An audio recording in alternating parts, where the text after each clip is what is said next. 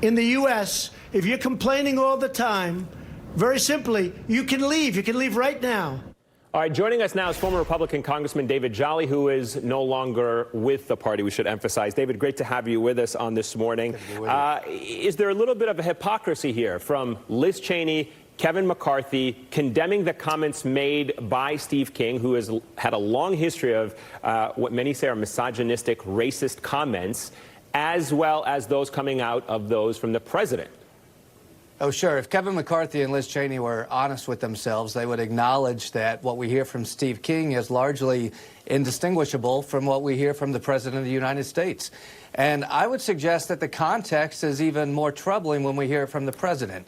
With Steve King, we often hear him waxing almost reminiscently about Western civilization when there was obviously the predominant white culture before diversity had emerged. We hear him talk about it in those terms.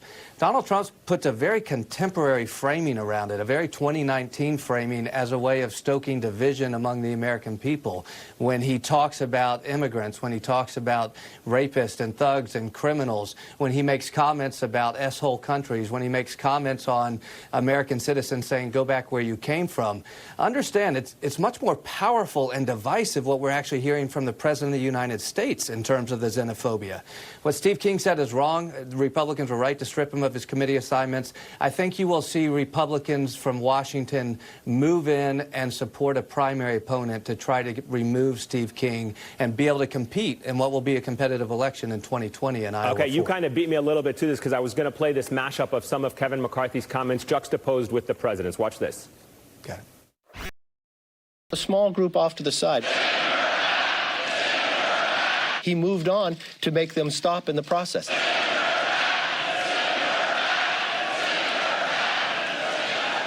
You want to dislike the president so much you're going to accuse him of trying to do something he did not do? If they don't love it, tell them to leave it.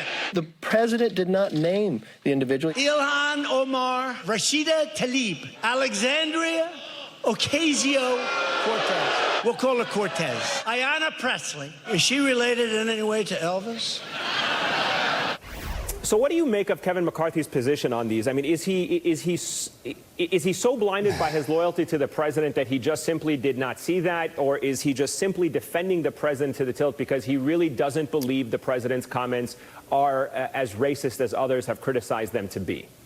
Eamon, I probably can't say what I really think on live TV. What I would say is Kevin McCarthy doesn't deserve the title leader, because that is not a leader, what we just heard there. That is spineless. That is making accommodation to a president that he knows is failing, not just on a policy level, on a leadership level, but also on a personal level. The type of leadership that we try to hide our own children from, the rhetoric we try to hide our own children from. Look, we know there's a double standard here. We know Kevin McCarthy and Republican leaders are catering to the president. They have chosen to take on Steve King, frankly, as a way to suggest that they really do have conviction, even though we know they don't. We will see more moments between Kevin McCarthy and Donald Trump like this going into 2020, because while they silence Steve King, they won't be able to silence this president, and voters will have an opportunity to weigh that contrast in 2020 between Trump and the Democratic nominee. Yeah, it is safe to say, as many others have pointed out, this president is reshaping the Republican Party in his own image. David, you're going to be back with us next hour. Don't go too far, my friend. More AM Joy after the break.